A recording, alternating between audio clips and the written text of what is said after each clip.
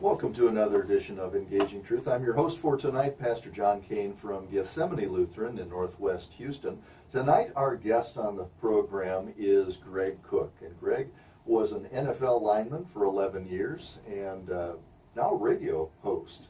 And so, Greg, welcome to the program. Appreciate it, Pastor. Thank you. Yeah, reformed attorney, which shows that I got brain damage in the NFL, but I actually went to law school. And then after about 20 years of that, got into the radio business with a good friend of mine, and we have a show Monday through Friday, and really enjoying that. So your background as an NFL player, but you come from a line of pastors, is that right? And my grandfather, his father, all the way back to Germany were Lutheran pastors. And then we got to Houston. My dad's oldest brother went through the seminary and was named vicar at Trinity Lutheran here in Houston. And then my dad followed him when he got out of the Navy down here to Houston, thank God. And but my uncle decided he did not want to be a pastor, ended up starting Manpower here in Houston. Oh, really? Yeah. But he was one of the first founding members of Memorial Lutheran on Westheimer. And then my other uncle, we call him Uncle Gay, but his real name is Gerhardt, very German. He was the first president of Concordia Lutheran over on Clay Road. So long line of Lutherans. Long line of Lutherans.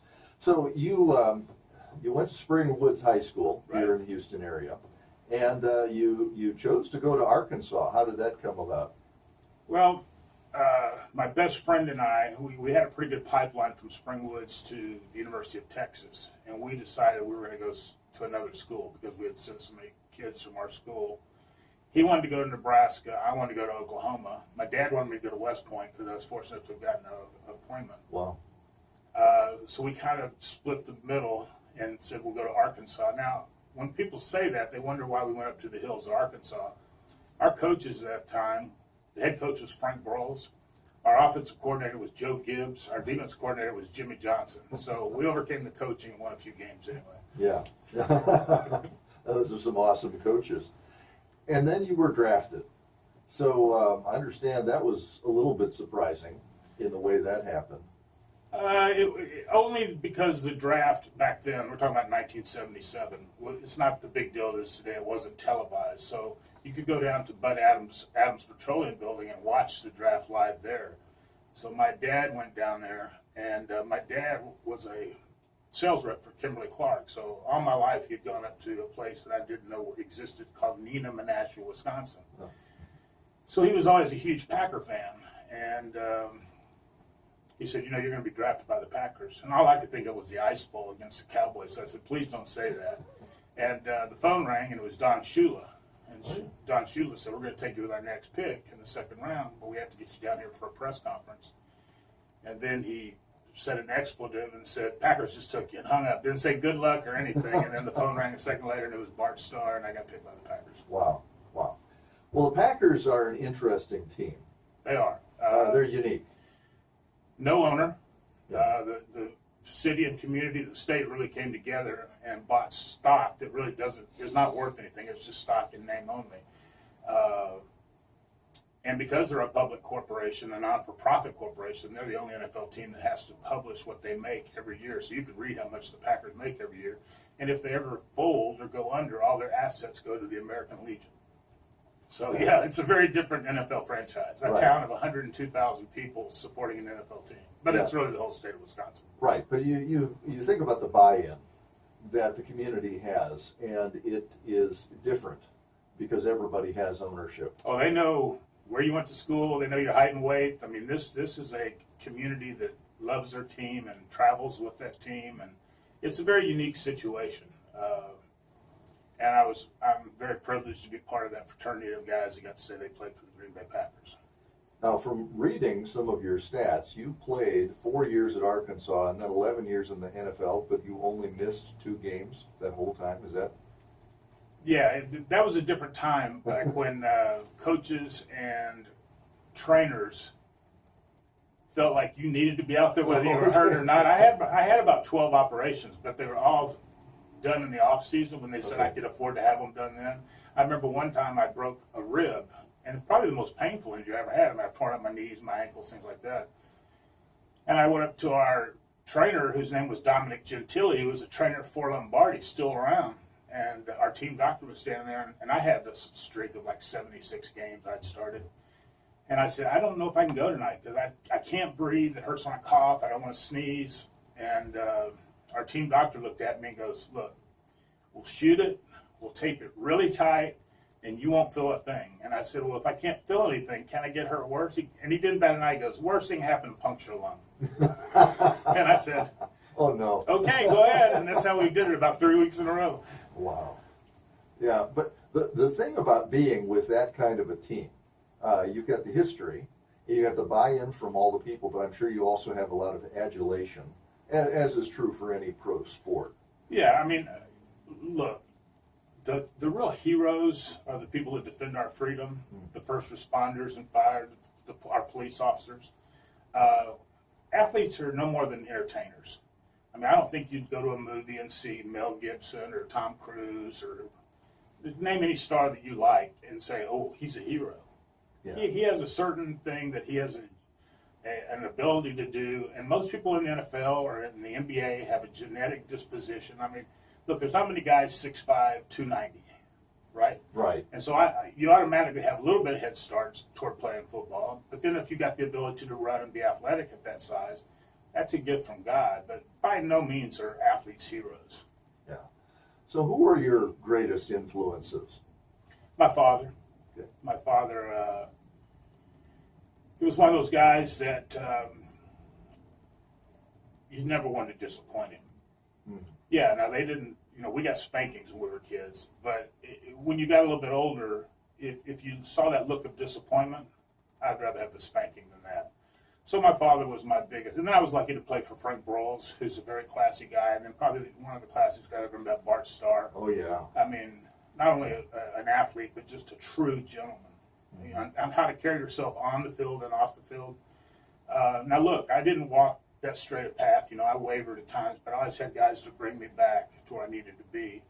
And so I was very lucky to have mentors in my life.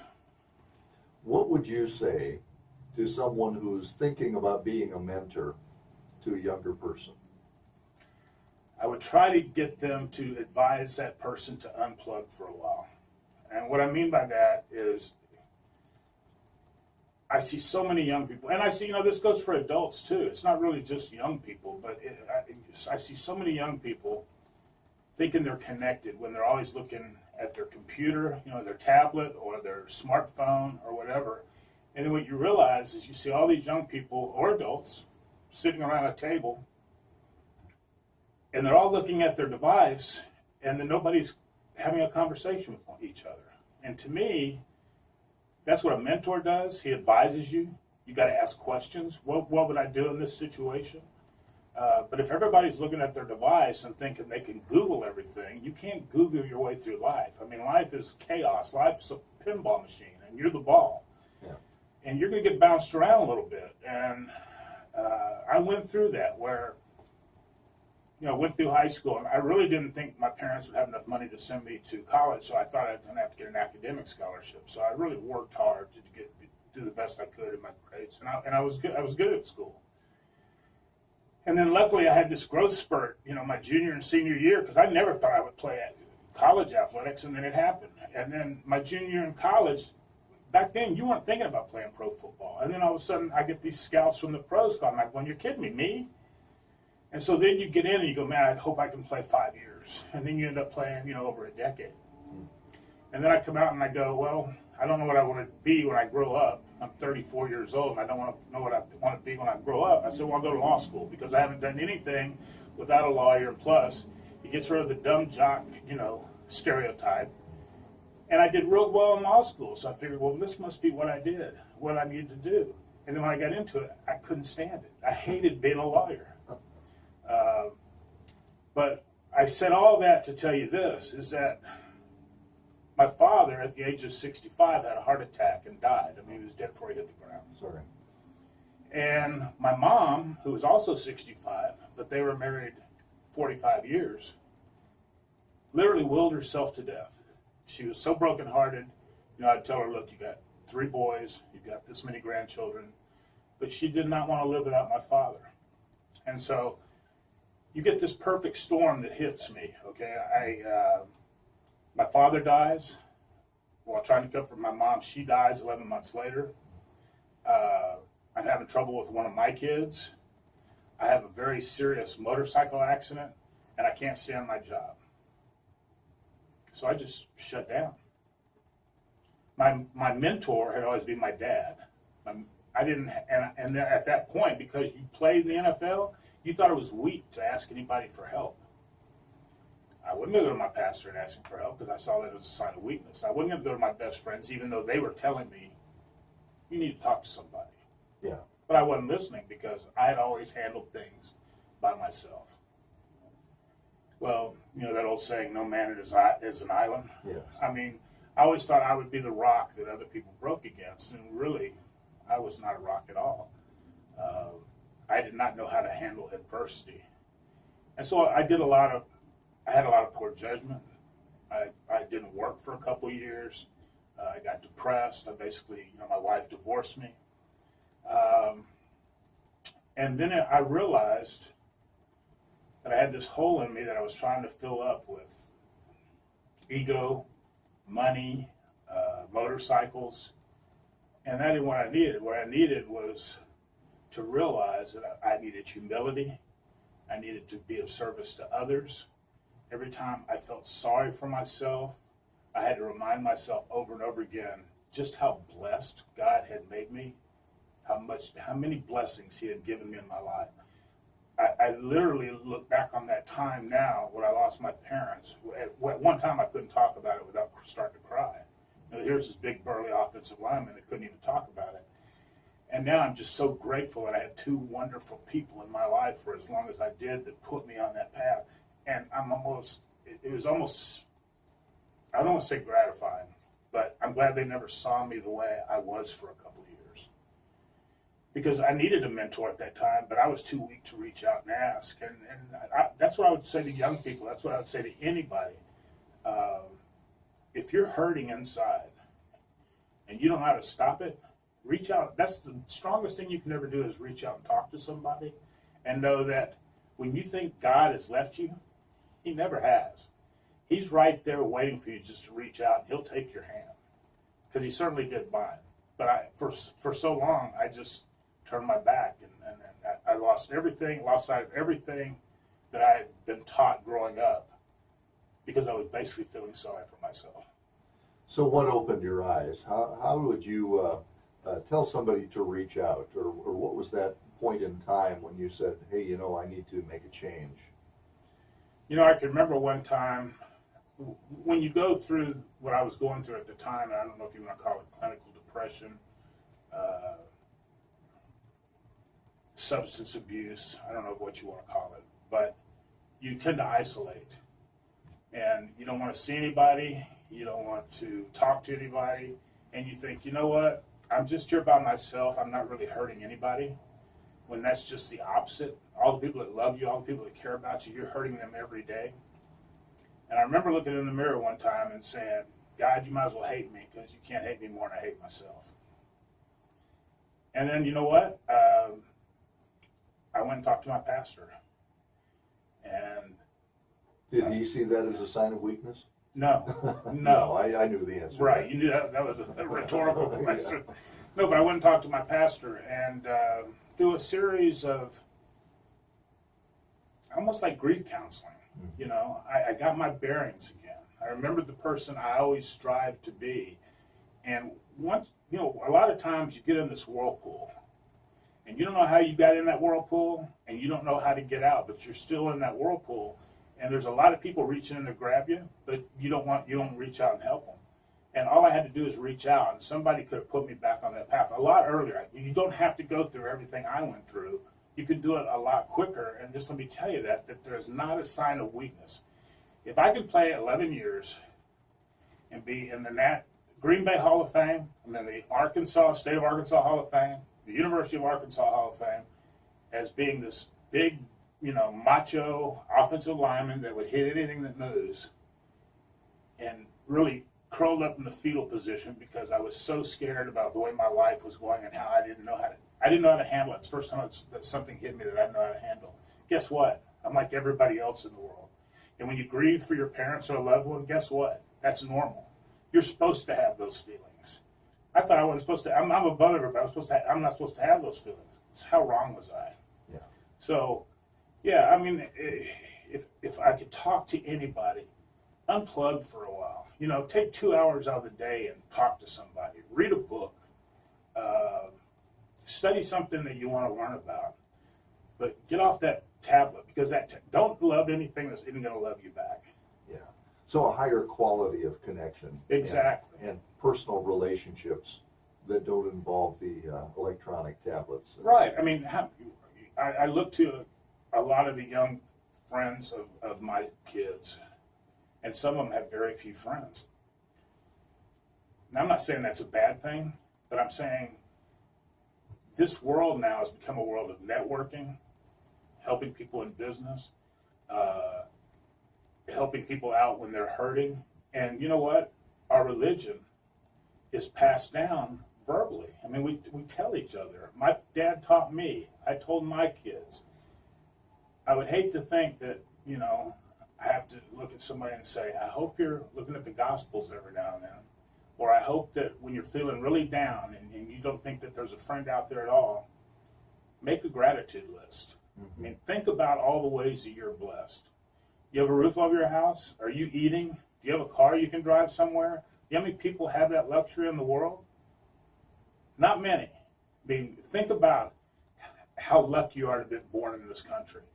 And also, I look at the youth of today, they've got to change this country. It isn't going to be done by us. We don't talk to each other anymore. And the reason we don't talk to each other is because we're afraid that we're going to be associated with labels. Well, he's a Republican, he's a conservative, she's a Democrat, she's a liberal, he's a Christian. Don't live your life by labels. Live your life knowing that there is one true God who sent his only begotten Son to die for your sins. You're going to have everlasting life, but you've got to talk to each other. And the people our age, my age, and 61, it's too late for that.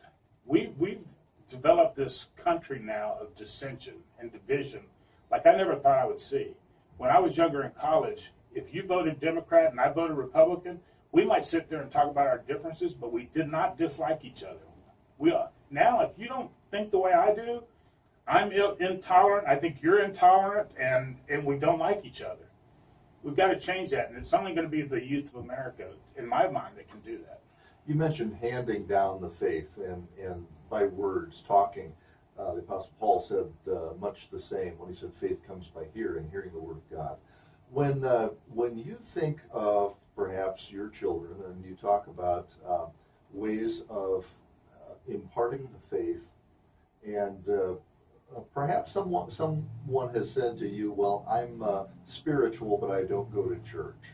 I hear that all the time. Or I do my own thing. Well, how would you answer that? You know, I think when you hear people say I'm spiritual, it's somebody thinking that, well, I really try to do my best with others, and I hope they do the best with me, and namaste, I see the goodness in you, and I hope you see the goodness in me. But it's not that easy. I mean, as a practicing Christian, I know that it's not that easy. And look, there were times that, you know, I read a lot on theology, and there were times that I read Conversations with God, and the author of that book was saying, well, there's really no hell. He said that people that didn't know Christ, they're not knowing Christ would be their hell, but Christ isn't going, or God is not going to destroy what he makes. Well, that's not biblical. That's not biblical. He destroyed Sodom and Gomorrah. He destroyed the earth except for Noah. I mean, he said it, and it happened. So, you know, when I hear somebody say that they're spiritual, and you try to tell them, well, don't you know about the good news? Don't you know about Jesus Christ? Yeah, but religion, you know, that's what causes all the problems in the world. And I try to tell them, I said, you know, really, in my life, it solved all my problems. Yeah. And that's why you have to have more than one conversation. If you end up talking quite a bit with somebody, they'll usually change. They'll usually see the error of their ways. But you can't look at your iPhone and say, well, I'll be with you in 2 seconds. I mean, you got to actually put things down and look at each other and talk and have a meaningful discussion. So it comes back to that real communication and valuing others as well as valuing yourself. You've got to value others. You've got to realize that you're not the center of the universe. You are not the universe. And that's what I had to understand. And then you also have to understand the only true purpose that we have in life is being of service to others. We've got 2 minutes, Greg, and our time goes so quickly. Can you tell us a little bit about this idea about being of service, Christian service to others? Sure. I mean, when you get wrapped up into the football world, you really do think, I've got to be the meanest, the baddest SOB out there. I want everybody on the other team to say, you can mess with anybody on that team, but you don't want to mess with Greg Koch. And I carried that off the field. You build up this false bravado, this false character. And then when I found out that I wasn't invincible, that I was flesh and bone, and that I had feelings like everybody else, and it was okay to share those feelings when you're hurting, you realize that you need to talk to people. You need to share your story. I do that in a lot of different ways. I do that in meeting groups. But the true fulfillment of life is when you help somebody else out. And I try to think of it as simple as do 3 random acts of kindness a day. I mean, that sounds silly, but you think about that. If everybody did that and took a look at their life, what a much better world we'd live in.